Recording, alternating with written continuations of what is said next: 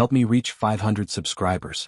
Drop a like, share your thoughts in the comments. I read every single one. Thank you. My name is Callum Price, and if you had asked me a year ago whether I trusted my girlfriend, I would have answered yes without a second thought. I'm 34, work in IT support, live a calm, predictable life in Portland, and I genuinely believed I had a stable relationship with May Parker, a woman who loved surprises, deep conversations, and lighting up every room she walked into. But sometimes the brightest people cast the darkest shadows, and you only see it when you finally step back. What I thought was warmth turned out to be a flare, a warning I'd ignored for too long. It happened on a Thursday around 3:17 p.m. I remember the time because I was on my lunch break eating leftover pasta and scanning through emails when my phone buzzed. May never texted during work unless something was wrong. I wiped my hands, picked up my phone, and opened her message. Going on a trip with my ex this weekend. Don't be jealous. Just like that. Casual. Light. Like she was talking about buying a candle, not dropping a bomb. I stared at the screen until the words blurred. Read it again. And again. No explanation, no laughing emoji, no clarification. Nothing. Just a statement she expected me to swallow. My first instinct was to call her. My second, stronger, was to stay still and think. I've learned that panic ruins everything. And something about that message felt intentional, like she wanted a reaction, not a conversation. So I typed slowly, deliberately. Don't worry. I won't be here when you get back. I sent it before doubt could creep in. For nearly 20 minutes my phone stayed silent. Then finally. Callum, seriously, why would you say that? I didn't respond. Because I already understood. She didn't expect consequences. She wanted reassurance, not respect. But trust isn't something you kick around and expect to stay intact. When I got home, the sun was slipping behind the trees. Her jacket was gone. Maybe she left early to see him, maybe to provoke me, maybe because she assumed I'd eventually calm down. The apartment looked the same. Her half-finished iced coffee, her shoes scattered near the door, my sweater draped over the couch. But everything felt different. A relationship can feel full one day and hollow the next. More messages came in. You're overreacting. Answer me. Callum, talk to me. Still no apology. I finally replied.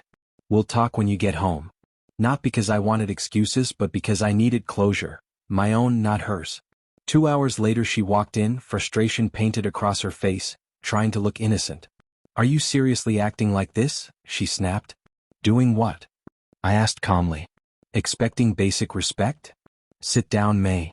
She wasn't used to calmness meaning anything other than surrender. But tonight, calm meant certainty. I started quietly. I read your messages.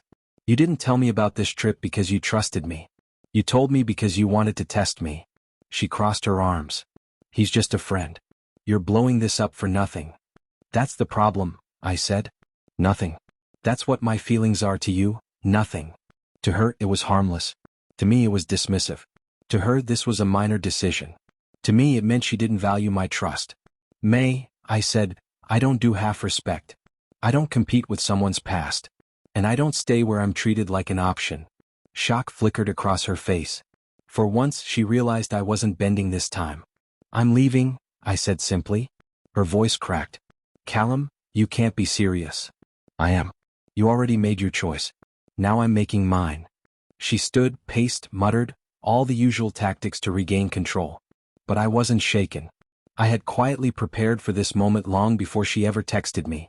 I'll call you when I get back, she said finally, desperate now. Don't, I answered. There won't be anything left to talk about. She sank onto the couch, defeated. She finally understood the one thing she never expected.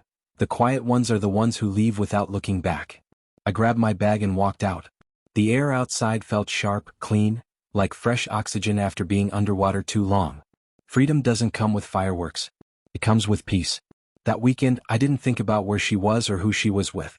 I drove to the coast, rented a small cabin, and let the ocean teach me a simple truth. Love isn't just about holding on. Sometimes it's about knowing when to walk away. By Sunday evening, I wasn't waiting for her. I wasn't jealous. I wasn't angry. I was done.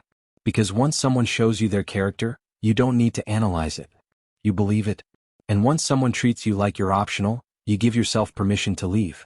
And that's exactly what I did.